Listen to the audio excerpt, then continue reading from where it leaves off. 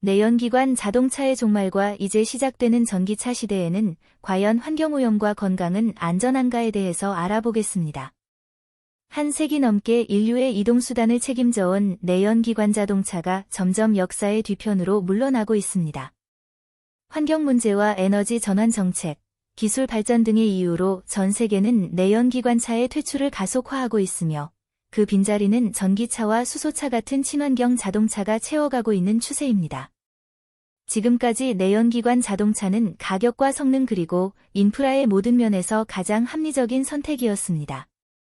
그러나 전 세계적으로 탄소 중립을 향한 움직임이 본격화되면서 유럽연합은 2035년부터 내연기관 신차 판매를 전면 금지하기로 결정했으며 미국 캘리포니아주 역시 같은 해부터 내연기관차 판매를 중단할 방침을 세웠습니다.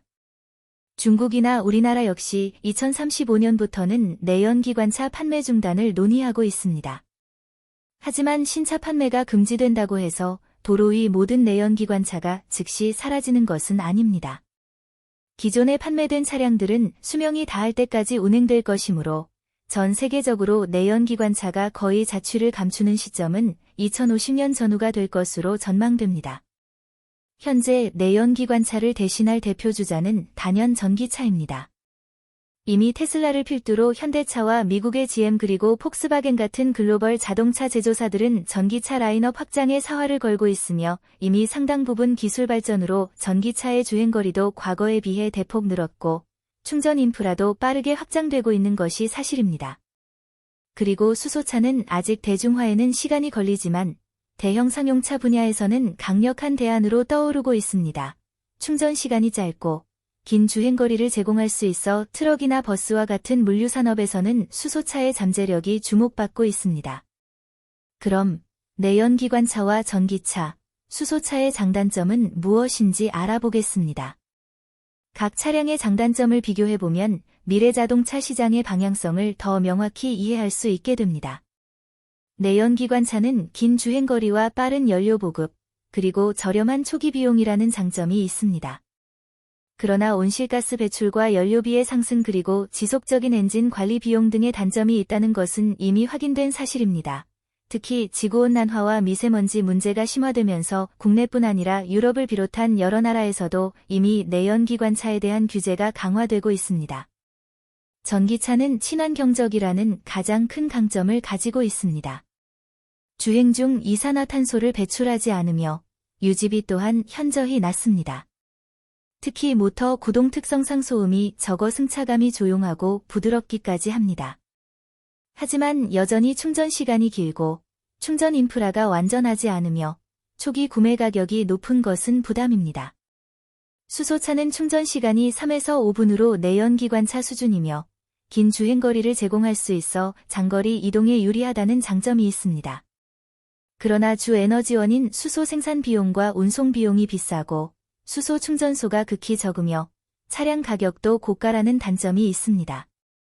대표적인 글로벌 자동차 회사가 발표한 미래 자동차 산업의 변화를 살펴보겠습니다. 향후 자동차 산업은 단순히 내연기관에서 전기 구동으로 바뀌는 것 이상의 변화를 겪게 될 것으로 예상됩니다. 전기차의 대중화는 2030년을 기점으로 전 세계 신차 판매의 40에서 50%가 전기차가 될 전망입니다. 특히 배터리 가격이 점차 낮아지면서 전기차의 구매 부담도 줄어들고 있으며 주행거리도 늘어나고 있습니다. 수소차의 틈새 시장 확대는 승용차보다는 대형 트럭이나 버스와 같은 차량의 변화가 예상되며 장거리 물류 등에서 강점을 보이기 때문에 물류회사와 운송회사에서 수요가 늘어날 것으로 보입니다. 전기차와 내연기관의 장점을 이용하고 있는 하이브리드차의 과도기적 역할을 보게 되면 전기차로 완전히 전환되기 전까지는 하이브리드차가 친환경차 시장에서 의미 있는 비중을 유지할 것으로 예상됩니다. 또한 미래의 자동차는 단순히 친환경적인 이동수단이 아니라 자율주행과 초연결성을 갖춘 스마트 모빌리티로 발전할 것입니다. 우리가 영화에서나 보았던 장면이 실제로 현실에 적용됩니다.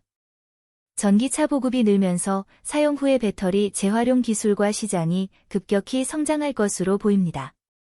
이는 자원순환과 친환경 가치 실현에도 중요한 역할을 할 것입니다.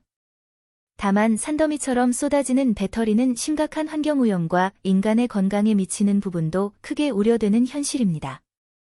그럼 이번에는 전기차 배터리와 환경오염 그리고 인간의 건강에 미치는 영향에 대해 살펴보겠습니다. 배터리 생산 과정의 환경오염이 예상됩니다. 리튬이나 코발트와 니켈 같은 광물을 채굴할 때 심각한 환경 파괴가 발생합니다. 광산 개발로 인해 산림 파괴를 시작으로 토양오염과 수질오염 문제가 생깁니다. 특히 코발트는 대부분 아프리카 콩고에서 채굴되는데 이 과정에서 어린이 노동 착취와 같은 윤리적 문제도 심각하게 제기되고 있습니다. 채굴뿐만 아니라 배터리를 만들 때 사용하는 화석연료 기반 에너지 소비도 적지 않습니다.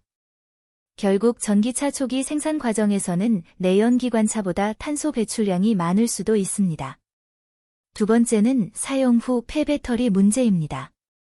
전기차 배터리는 수명이 다하면 폐기해야 하는데 아직 폐배터리 재활용 시스템이 완벽하지 않습니다. 그리고 차량의 성능 때문에 배터리 교체 주기가 짧아질 수 있어 폐기하는 배터리의 양이 엄청날 것이라는 의견이 지배적입니다.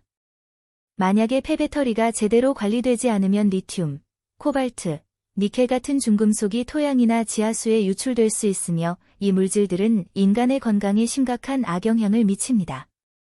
의학계에서 우려하는 부분은 특히 신경계 손상과 호흡기 질환이 급증할 것으로 예상하며 심혈관계 질환과 암 발병 위험 증가 등이 보고되고 있습니다. 또한 폐배터리는 화재 위험성도 높은데 배터리 화재는 일반 화재보다 진압이 훨씬 어렵고 유독가스를 대량 발생시켜서 주변 지역 건강에도 악영향을 미칠 수 있습니다. 폐배터리 관리 실패 시 토양이나 수질오염 그리고 인체 건강 위협이 크게 되며 기존의 쓰레기 오염과는 차원이 다른 문제점을 가져오게 될 것입니다. 다행히도 이런 문제를 해결하기 위한 노력도 활발하게 진행되고 있으며 글로벌 대기업들이 사용 후 배터리를 90% 이상 재활용하는 시스템을 개발 중입니다. 국제사회가 광물 채굴에 대한 윤리성 및 기준을 강화하고 있고 리튬 대체 소재 연구도 활발합니다. 아직까지는 전기차도 무조건 완벽한 친환경은 아니고 특히 배터리와 관련된 환경오염과 건강 리스크를 안고 있는 것이 분명합니다. 다만 기술 발전과 정책 노력에 따라 이 문제들도 점차 개선될 가능성이 큽니다. 내연기관차는 오랫동안 인류의 이동을 책임졌지만 기후 변화라는 거대한 시대적 흐름 앞에서 결국 퇴장할 수밖에 없는 운명에 놓여 있는 현실로서 이제는 자동차 산업의 패러다임을 완전히 바꿔나갈 것입니다. 지금은 그 거대한 변화의 출발점에 서 있는 순간으로서 이 변화의 흐름을 읽고 준비하는 자만이 미래를 선도할 수 있을 것으로 전망됩니다. 다음 시간에는 더 유익하고 흥미로운 주제로 찾아뵙겠습니다. 만약 영상이 도움이 되셨다면 구독과 좋아요 부탁드립니다. 감사합니다.